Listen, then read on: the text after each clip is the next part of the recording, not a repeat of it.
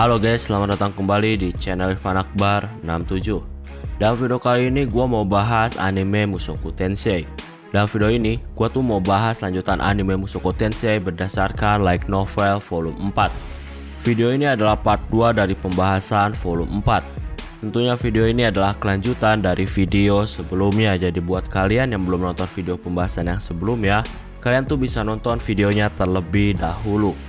Video ini satu udah jelas spoiler untuk lanjutan animenya. Jadi buat kalian yang gak suka spoiler, kalian bisa close video ini. Sebelum kita mulai, gua mau ngingetin lagi ke kalian, jangan lupa untuk subscribe channel ini. Dan jangan lupa juga untuk nyalain loncengnya supaya kalian dapat notif kalau channel ini update video terbaru. Saat ini, Rudeus dan Eris sampai di kota Zanport. Tentunya mereka tuh langsung mencari penginapan. Tapi Rudeus tuh kesulitan mendapatkan penginapan karena semua penginapan di dekat kuil petualang ternyata nggak ada yang kosong. Rudeus tuh nggak ngerti kenapa semua penginapan nggak ada yang kosong. Setelah bertanya, ternyata alasannya karena sekarang tuh memasuki musim hujan dan biasanya ada tempat yang banjir, makanya warganya tuh pindah ke penginapan. Selain itu, banyak juga monster yang muncul ketika musim hujan. Hal itu menarik minat para petualang, makanya saat ini penginapan pada penuh. Karena penginapan harga terjangkau semuanya tuh penuh, Rudeus pun memilih menginap di penginapan yang kumuh. Awalnya Rudeus tuh gak enak sama Eris, tapi ternyata Eris gak masalah sama itu. Nah, karena penginapan kumuh tuh kurang aman dari segi keamanan, ketika malam hari, Rudeus menyuruh Eris untuk tetap di penginapan. Tujuannya supaya gak ada barang mereka yang dicuri. Awalnya di sini Eris tuh protes karena gak diajak sama Rudeus, tapi pada akhirnya Eris mengalah. Rudeus saat ini mau menjemput Ruijerd. Rudeus pun pergi ke tempat perbudakan yang udah pasti tempat itu sangat rahasia dan pengamanannya juga cukup sulit. Untungnya Rudeus tuh berhasil masuk dengan mudah karena sebelumnya pernah dikasih tahu sama preman yang pernah dia selamatin. Oh ya, nama premannya itu adalah Gallus Cleaner. Saat ini pria mohak membimbing Rudeus di tempat perbudakan. Rudeus mendengar banyak teriakan dari para budak. Selain itu baunya juga kurang menyenangkan. Rudeus pun akhirnya sampai di tempat Ruijerd. Karena masih ada si mohak, Ruijerd pun berbisik pada Rudeus bahwa di tempat ini terdapat 7 anak-anak yang telah menjadi budak. Dan Ruijerd tuh bisa mendengar suara tangisan mereka. Ruijerd di sini minta izin untuk menyerang para musuh. Setelah dipikirkan dan melihat tekad Ruijerd, Rudeus pun ngizinin Ruijerd untuk mengamuk. Ruijerd tuh harus membunuh semua penjahat yang ada di tempat perbudakan. Rudeus akan membebaskan budak anak-anak selagi Ruijerd tuh mengalahkan para musuh. Rudeus bebasin belenggu yang dipakai sama Ruijerd. Si mohak kaget karena Rudeus tuh bisa melepaskan belenggunya. Tanpa basa-basi, Ruijerd dengan penuh emosi langsung membunuh si mohak. Ruijerd juga membantai semua penjahat lainnya. Rudeus saat ini mencari kamar yang dijadiin tempat untuk mengurung budak anak-anak. Rudeus pun melihat 4 anak perempuan dan 3 anak laki-laki, dan mereka semua adalah manusia binatang. Rudeus sangat senang ketika melihat mereka. Rudeus melihat anak-anak itu memiliki bengkak dan memar. Ketika melihat Rudeus, anak-anak itu langsung menangis ketakutan. Rudeus bilang kalau dia tuh datang untuk menyelamatkan mereka. Rudeus pun menyembuhkan anak-anak yang terluka. Anak-anak itu berterima kasih pada Rudeus karena telah menyelamatkan mereka. Di sini diketahui juga ternyata anak-anak manusia binatang dibawa oleh penjahat budak ketika mereka tuh sedang bermain di hutan. Rudeus senang karena ternyata anak-anak tuh tidak dijual sama orang tua mereka, melainkan memang karena diculik. Kalau mereka dijual sama orang tua mereka, maka Rudeus bakal bingung apa yang harus dia lakuin pada anak-anak itu agar bertahan hidup. Untungnya mereka tuh nggak dijual, melainkan diculik.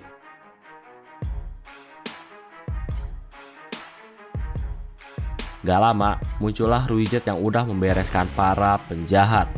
Karena anak-anak pada nggak pakai baju, Ruijerd dan Rudeus pun mencarikan baju untuk mereka. Setelah pakai baju, mereka pun pergi.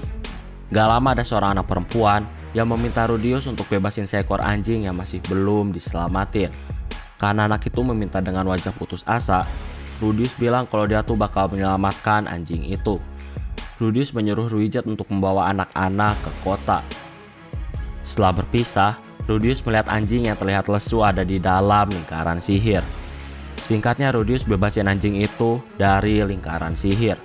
Setelah bebas, anjing itu langsung menjilati wajah Rudius, seolah-olah anjing itu sedang melakukan hal dewasa bersama Rudius. Sambil ketindihan anjing yang terus menjilatinya, gak lama Rudius tuh mendengar suara seseorang. Rudius melihat orang itu adalah pria manusia binatang dengan badan yang kekar. Rudius tuh mau kabur, tapi gak bisa karena tertindih anjing yang sangat berat. Rudius di sini masih mencoba untuk mengangkat tubuh anjing. Setelah berhasil, Rudius gak bisa bergerak karena suara teriakan keras dari pria itu, dan Rudius pun langsung lemas. Gak lama datanglah orang lain yang merupakan pria tua. Dalam keadaan yang sangat lemas, Rudius tuh mendengar percakapan mereka. Ternyata di sini mereka tuh menyangka kalau Rudius adalah bagian dari para penjahat perbudakan. Dan pria itu menceritakan juga bahwa Rudius telah melakukan hal mesum pada binatang suci. Oh ya, pria yang membuat Rudius tuh gak bisa bergerak namanya adalah Gies. Gies dan pria tua, mereka juga diskusi tentang orang-orang yang mereka cari di tempat perbudakan. Mereka kesal karena mereka tuh gak menemukan orang-orang yang mereka cari. Tapi seenggaknya bagi mereka tuh cukup beruntung karena bisa menemukan binatang suci. Setelah itu mereka membawa Rudius karena dicurigai sebagai penjahat. Sebelum menuju ke hutan, pria tua itu bilang kalau dia tuh mencium bau iblis, dan iblis itu membawa orang yang mereka cari. Rudius kaget karena mereka mengetahui keberadaan Ruijerd dari mencium bau. Orang tua itu pun mengikuti jejak bau, sedangkan Gies membawa Rudius ke hutan. Saat ini, Ruijerd tuh hampir sampai di kota, dan dia tuh khawatir sama Rudius yang masih belum kembali setelah menyelamatkan seekor anjing. Melihat Ruijerd khawatir, anak-anak yang diselamatkan minta maaf karena mereka tuh meminta untuk menyelamatkan seekor anjing. Anak-anak itu bilang kalau anjing itu adalah binatang suci, dan binatang suci adalah simbol dari suku mereka. Gak lama, Ruijerd tuh ngerasain kehadiran orang yang bergerak sangat cepat. Ruijerd melihat seorang pria tua dari ras manusia binatang yang memegang kapak yang tebal. Ternyata anak-anak Bespoke, mereka tuh mengenal pria tua itu. Melihat para anak-anak Bespoke aman dan sehat, pria tua itu mengerti dan berterima kasih kepada Ruijerd karena telah menyelamatkan anak-anak. Ruijerd juga di sini bertanya kepada pria itu tentang seorang anak yang menyelamatkan seekor anjing. Lebih tepatnya itu adalah Rudius. Pria tua itu akhirnya sadar kalau anak laki-laki itu adalah teman Ruijerd. Pria tua bilang kalau Rudius itu dibawa ke desa dan sedang dalam proses interogasi. Oh ya, pria tua itu bernama Gustav.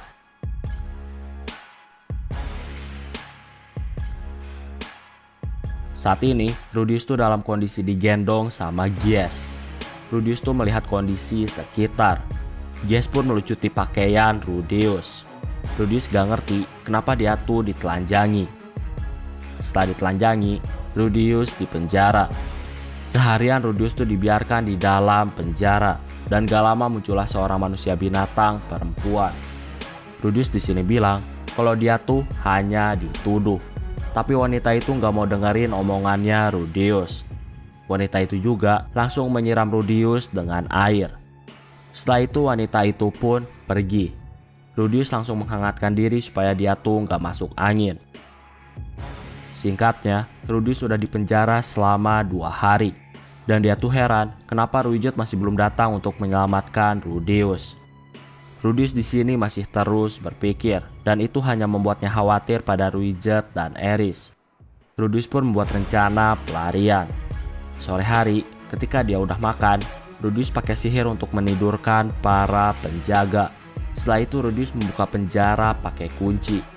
Rudius berhasil keluar penjara, dan dia tuh mengintip kondisi di luar penjara. Rudius melihat ada pemukiman yang dibangun di atas pohon. Rudius juga mengamati sekitarnya. Rudius di sini berpikir akan sulit melarikan diri. Rudius pun mutusin untuk kembali ke penjara, dan dia tuh mau bersabar untuk menunggu kesempatan. Singkatnya, Rudius menjalani hari-harinya di dalam penjara, dan dia tuh melakukan apapun supaya nggak bosen. hari kelima, ada seseorang yang dimasukkan ke dalam penjara yang sama seperti Rudius. Rudius pun tiduran nyantai dan dia menyapa pendatang baru. Pendatang baru ngerasa aneh karena Rudius tuh terlihat nyantai padahal dalam kondisi yang telanjang. Rudius bertanya kenapa pria itu bisa dipenjara. Pria itu bilang kalau dia tuh menipu para manusia binatang, makanya dia ditangkap. Pria itu juga nanya kenapa Rudius bisa ditangkap. Rudius bilang kalau dia tuh ditangkap atas tuduhan melakukan hal tidak senonoh di depan publik. Diketahui juga nama pria itu adalah Gish dan dia adalah seorang petualang. Rudius di sini berpikir kalau dia tuh ngerasa pernah mendengar nama Gish. Karena udah telanjang berhari-hari, Rudius di sini meminta baju Gish. Gish pun memberikannya kepada Rudius yang telanjang. Rudius berterima kasih kepada Gish. Udah 5 hari Rudius telanjang dan akhirnya dia tuh bisa terlihat lagi seperti manusia. Rudius di sini memperkenalkan dirinya dan dia juga bertanya tentang letak tempatnya yang sekarang. Gish ceritain pada Rudius tentang tempatnya yang sekarang. Gish juga cerita bahwa tempatnya yang sekarang adalah tempat kenalannya yang bernama Doldia. Karena gak bertemu sama Doldia, Gish pun melakukan penipuan ke para manusia binatang. Rudius juga di sini bertanya tentang cara untuk pergi ke kota. Rudius juga ceritain kalau dia tuh nggak tahu jalan karena dia tuh diculik setelah menyelamatkan anak-anak manusia binatang. Rudius benar-benar gak tahu arah ke kota. Walaupun dibujuk untuk membantu Rudius dalam melarikan diri ke kota, Gish tuh tetap gak mau melarikan diri. Karena Gish gak mau nganterin ke kota, Rudius pun pasrah dan menunggu kesempatan lain.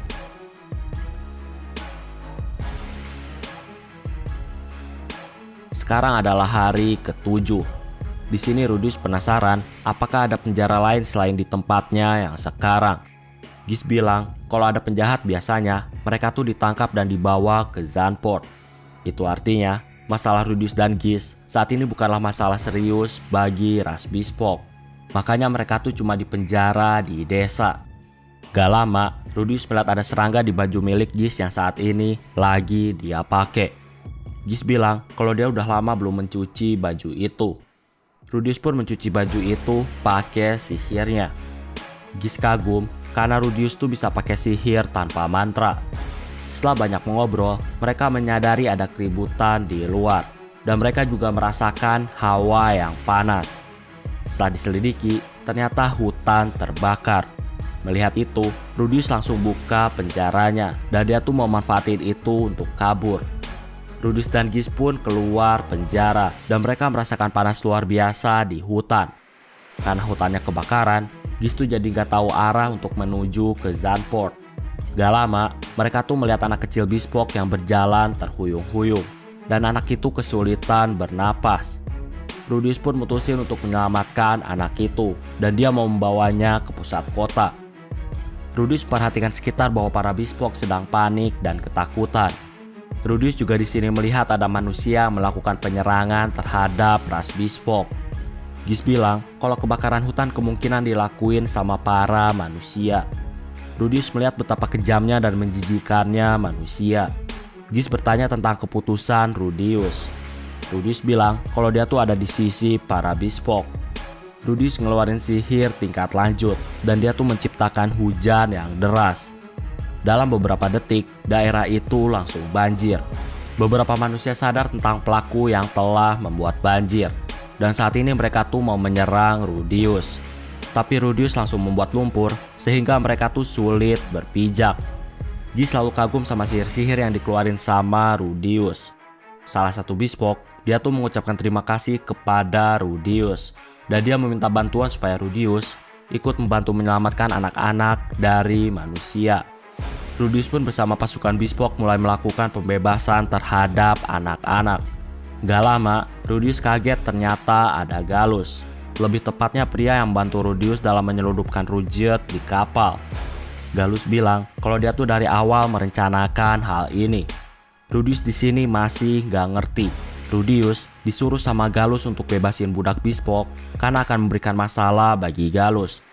Tapi sekarang Gallus tuh malah menyerang tempat para Bespoke. Gallus bilang kalau itu adalah bagian rencananya.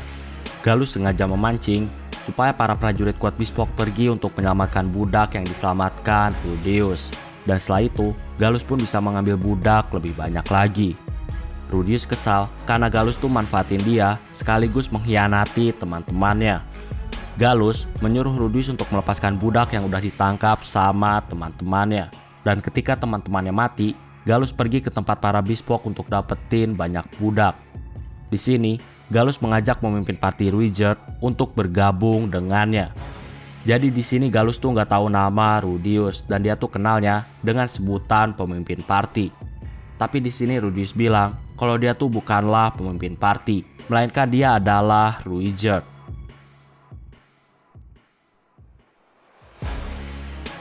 Gallus mulai menyerang dengan kecepatan yang tinggi dan dia tuh menghabisi banyak prajurit pakai pedangnya. Gallus mengincar titik-titik vital termasuk leher. Gis bilang kalau Gallus tuh sangat berpengalaman dalam bertarung.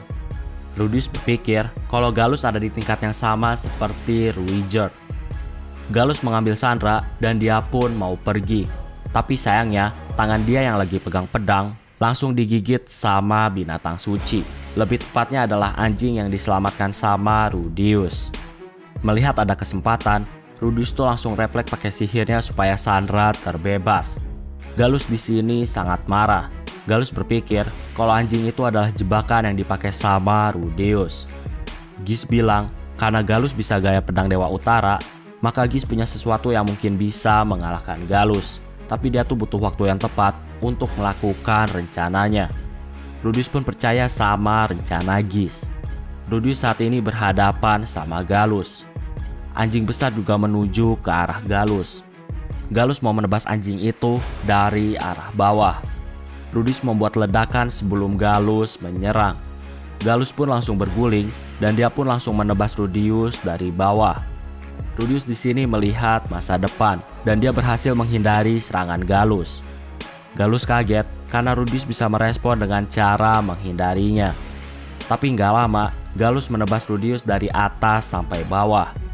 Rudeus di sini ngerasain kesakitan yang sangat luar biasa. Ketika Gallus mau menghabisi Rudeus, anjing besar menggigit bahu dari Gallus. Gallus pun melempar anjing itu ke pohon dengan sangat keras. Rudeus di sini pakai serangan batu besar, tapi dapat dibelah dengan mudah oleh Gallus. Gak lama, Gis melempar sesuatu kepada Gallus, dan Gis bilang sesuatu tentang Crying Bomb. Seketika, Gallus menutup wajahnya dengan kedua tangannya. Rudeus yang udah terluka, saat ini dia melihat celah. Dia pun pakai ledakan untuk menyerang Gallus. Ledakan dahsyat pun terjadi, sehingga Rudeus pun terlempar karena ledakannya. Rudeus di sini berdiri lagi, dan dia tuh bersiap jika ada serangan selanjutnya dari Gallus. Rudeus melihat Gallus terbaring di tanah, dan Gallus tuh nggak bergerak. Gis di sini terlihat senang, alasannya tentunya karena mereka udah menang. Gis juga di sini ngasih tahu Rudeus bahwa setiap orang yang menguasai teknik pedang Dewa Utara ketika mendengar tentang Crying Bomb, mereka tuh selalu menutup wajah mereka. Gis gak ngerti kenapa mereka tuh ngelakuin hal itu. Rudeus pun sekarang mengikat tubuh Gallus. Gak lama setelah itu, datanglah para prajurit Bespoke. Oke, sekarang gue bakal ceritain lebih detail kenapa kasus Gallus bisa terjadi. Ternyata, ketika Gustav bertemu Ruijerd, dia juga jelasin bahwa masih ada 50 anak Bespoke yang diculik dan mereka tuh udah ada di kapal. Ruijerd pun pakai mata ketiganya untuk mendeteksi lokasi dari kapal. Dan saat itu, para prajurit Bespoke yang terlatih, mereka semua terjun untuk menyerang kapal. Singkatnya, anak-anak berhasil diselamatkan. Di sini, sempat ada kericuhan yang berhubungan dengan politik karena Bespoke menyerang kapal secara tiba-tiba. Gustav di sini terus negosiasi. Dan akhirnya, kota Zandvoort pun mengalah demi menjaga perdamaian dengan para ras Bespoke. Di tengah kericuhan dan kekacauan itu, Gallus manfaatin kesempatan untuk menyerang desa. Dan dia tuh mau mengambil banyak budak, tapi sayangnya rencananya harus gagal.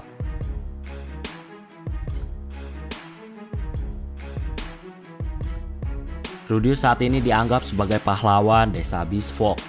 Gis juga meminta maaf atas segala perlakuannya terhadap Rudeus.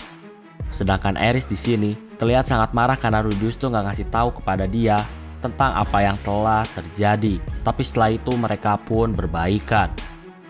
Party Rudius dan beberapa Beastmen mereka mengobrol. Di sini diketahui bahwa Ghislaine telah dianggap sebagai masalah bagi Bespoke di desa mereka.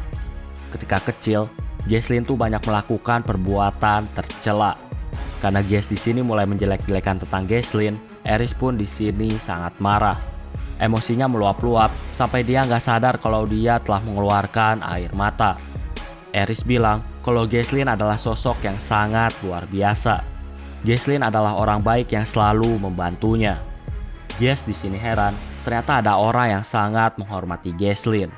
Rudius bilang lebih baik berhenti berdebat karena setiap orang tuh bisa berubah seiring berjalannya waktu. Gies di sini minta maaf karena dia tuh nggak nyangka kalau Ghislaine telah banyak berubah. 2 minggu berlalu dan hujan tuh masih belum berhenti. Saat ini, Rudius tuh mempelajari sihir rahasia dari klan Doldia. Sihir itu adalah sihir yang bisa menemukan persembunyian musuh hanya dengan menggunakan teriakan. Selain itu, teriakannya juga bisa melumpuhkan musuh. Rudius mempelajari sihir itu, tapi dia tuh nggak bisa mencapai kesempurnaan seperti klan Doldia. Rudius curiga kalau sihir itu tergantung pada kekuatan pita suara, dan pita suara Rudius tuh nggak seperti klan Doldia. Minggu ketiga, banyak monster yang menyerang desa karena hujan terus-menerus turun tanpa henti. Party Rudius dan para pejuang Bespoke, mereka semua membasmi monster-monster yang ada. Minggu keempat, Eris di sini mulai dapat teman, dan Eris juga mengajari mereka bahasa manusia. Gies juga di sini mengobrol dengan Party Rudius. Gies kaget karena adik perempuannya yaitu Ghislaine, sekarang dia tuh telah banyak berubah. Bahkan sampai mau belajar sihir, menghitung, dan lain-lain. Gies ceritain Ghislaine ketika masih kecil. Adiknya itu ketika kecil selalu memukul orang kalau dia nggak suka. Itu persis kayak Eris di masa lalu yang suka mukulin banyak orang. Oke, jadi intinya Party Rudius tuh istirahat sampai berbulan-bulan di desa Bespoke. Dan tentunya mereka tuh menjadi semakin dekat karena terus berbagi cerita. Singkatnya, tiba waktunya bagi Party Rudius untuk pergi. Eris sedih karena harus meninggalkan teman-teman barunya. Di sini, Gies juga ikut dalam perjalanannya Party Rudius. Dalam perjalanan diketahuilah bahwa 30 tahun yang lalu, ternyata Ruijerd tuh pernah menyelamatkan Gies di masa lalu.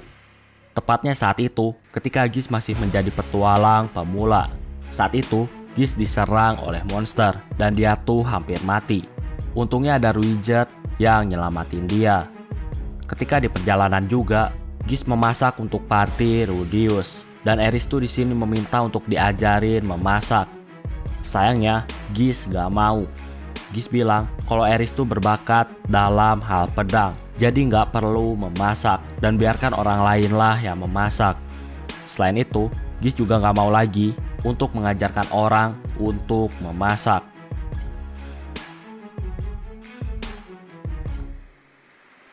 Gies cerita kalau dia tuh pernah punya party 6 orang. Dan saat itu ada wanita dari partinya minta diajarin memasak. Tujuannya untuk mendekati salah satu pria di party itu. Setelah itu wanita itu menikah dengan pria yang disukai dalam satu party. Gak lama mereka pun mutusin untuk berhenti menjadi petualang. Dan mereka keluar dari party. Awalnya party itu berjalan dengan lancar. Tapi lama-kelamaan party hancur karena kehilangan 2 orang yang sangat penting. Party penuh keributan dan penuh pertengkaran. Akhirnya party pun dibubarkan. Gies sendiri nggak bisa mendapatkan party baru walaupun namanya tuh cukup terkenal. Ternyata nggak ada orang yang mau merekrut Gies. Singkatnya di perjalanan, Party Rudius tuh melihat ada 7 monumen batu yang berisi tulisan 7 kekuatan besar. Ada dewa teknik, dewa naga, dewa perang, dewa iblis, dewa kematian, dewa pedang, dan dewa utara. Singkatnya, Party Rudius pun sampai di negara suci Milis. Oke, sekarang ada kisah dari seorang anak laki-laki bernama Fitz. Fitz adalah salah satu korban dari insiden di wilayah Vitoa. Fitz terbawa terbang dan dia tuh hampir mati karena jatuh dari ketinggian. Ketika ada di udara, Fitz memaksakan mananya dan dia tuh ngeluarin segala jenis sihir supaya dia bisa selamat ketika jatuh dari ketinggian. Fitz pun berhasil memperlambat jatuhnya dan dia tuh hanya mendapatkan luka yang bisa disembuhkan. Tapi ketika jatuh, Fitz langsung pingsan karena dia kehabisan mana. Fitz, walaupun masih berusia 10 tahun, tapi dia tuh sangat ahli dalam sihir. Fitz punya guru yang sangat luar biasa. Ketika Fitz bangun setelah insiden terjatuh dari langit, Fitz menyadari kalau dia tuh kehilangan segalanya, mulai dari rumah, keluarga, dan lain-lain. Intinya di sini Fitz menjadi gelandangan. Untungnya, Putri Ariel tuh mengangkat Fitz sebagai pengawalnya. Ariel tuh mengakui kekuatan Fitz yang bisa memakai sihir tanpa mantra. Fitz menjadi pengawal kedua Ariel setelah Luke. Saat ini ada pertemuan beberapa bangsawan. Ternyata para bangsawan tuh terlihat gak suka terhadap Fitz. Selain itu, Fitz juga dianggap gak sopan karena selalu menyembunyikan wajahnya dengan memakai kacamata. Para bangsawan ini tuh gak tahu kalau kacamata hitam itu adalah alat pendeteksi supaya pengawal Ariel tuh bisa mendeteksi kalau Ariel dalam bahaya. Dan itu udah disetujui sama raja, tapi para bangsawan tuh gak tahu. Di sini, para bangsawan juga ngomongin tentang putri monyet berambut merah yang suka kekerasan. Tentunya di sini mereka tuh ngomongin Eris. Para bangsawan juga mendengar rumor kalau Eris tuh berubah total sejak diajari oleh anak yang umurnya gak beda jauh. Para bangsawan tentunya meragukan rumor itu. Bahkan mereka tuh gak yakin sama kekuatan anak itu. Para bangsawan juga mulai menghubungkan bahwa Fitz adalah orang yang telah menjadi guru Eris.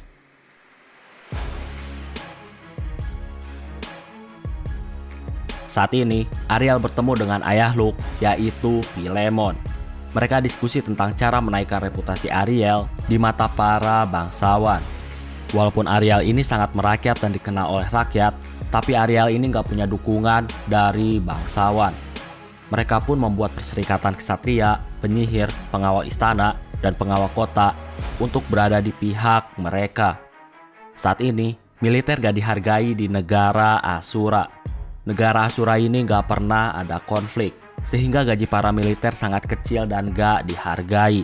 Padahal, kalau terjadi sesuatu terhadap negara, merekalah yang bertanggung jawab. Ariel dan Philemon tuh lagi berjuang untuk mendapatkan dukungan dari militer. Ariel udah bertekad ingin menjadi ratu sejak kematian salah satu pengawalnya, yaitu Derek. Ariel juga di sini berperan menjadi seorang putri yang lagi ketakutan dan panik dalam melindungi dirinya sendiri. Tapi itu adalah rencana Ariel untuk menggigit dan mengambil tahta negara. Setelah mengobrol, Ariel dan Philemon pun berpisah. Ariel dan dua pengawalnya saat ini lagi makan. Diketahuilah kalau ternyata di sini Fitz mulai belajar tata krama para bangsawan. Fitz gak mau memalukan lagi di hadapan para bangsawan. Di sisi lain, para bangsawan yang bertentangan dengan Ariel, mereka juga berkonspirasi untuk menjauhkan Ariel dari tahta. Mereka diskusi tentang apa yang udah dilakuin sama Ariel. Mereka juga dapat info kalau Ariel tuh memasukkan anak buahnya ke dalam perserikatan ksatria dan pengawal istana. Mereka curiga kalau Ariel tuh mulai bergerak untuk melakukan kudeta. Setelah melakukan diskusi, atas perintah Pangeran Grabel, mereka pun mutusin untuk menghancurkan benihnya dibandingkan menghancurkan tunasnya. Saat ini di malam hari, sesuai dengan permintaannya Ariel, Fitz datang ke kamar Ariel untuk tidur bersama. Di sini, Ariel tuh menggoda Fitz. Fitz hanya pasrah. Tapi nggak lama Ariel bilang kalau dia tuh cuma bercanda. Ariel bilang kalau dia dan Fitz pernah mengalami hari yang buruk di hari yang sama. Di hari itu, Ariel kehilangan pengawalnya, sedangkan Fitz kehilangan keluarganya. Setelah mereka saling curhat, mereka berdua pun akhirnya tidur. Gak lama Fitz terbangun karena dia tuh merasakan sesuatu. Dan ternyata ada penyusup yang ingin bunuh Ariel. Fitz langsung pakai sihir angin untuk menghempaskan musuh. Penyusup itu langsung mendatangi Fitz, tapi Fitz pakai ledakan. Penyusup melompat ke atas dan melempar pisau ke arah Ariel. Fitz pun menghentikan pisau itu dan Fitz pun tergores. Fitz di sini langsung pakai sihirnya dan dia langsung membelah tubuh penyusup menjadi 4 bagian. Setelah itu, tubuh penyusup pun jatuh melalui lubang dinding yang hancur. Di sini juga, Fitz tuh ngerasa kalau dia tuh terkena racun oleh pisau dari penyusup tersebut. Fitz di sini langsung pakai sihir detoksifikasi. Walaupun lemas, Fit berhasil selamat dengan tepat waktu karena dia tuh bisa melakukan sihir tanpa pakai mantra. Ketika Luke datang, Ariel menyuruh Luke untuk segera mencari dokter. Sejak kejadian itu, para bangsawan mengakui kekuatan Fitz. Fitz mampu mengalahkan pembunuh bayaran kelas atas. Para bangsawan juga menjuluki Fitz sebagai Silent Fitz. Alasannya karena Fitz tuh jarang ngomong dan Fitz juga bisa melakukan sihir tanpa ngomong.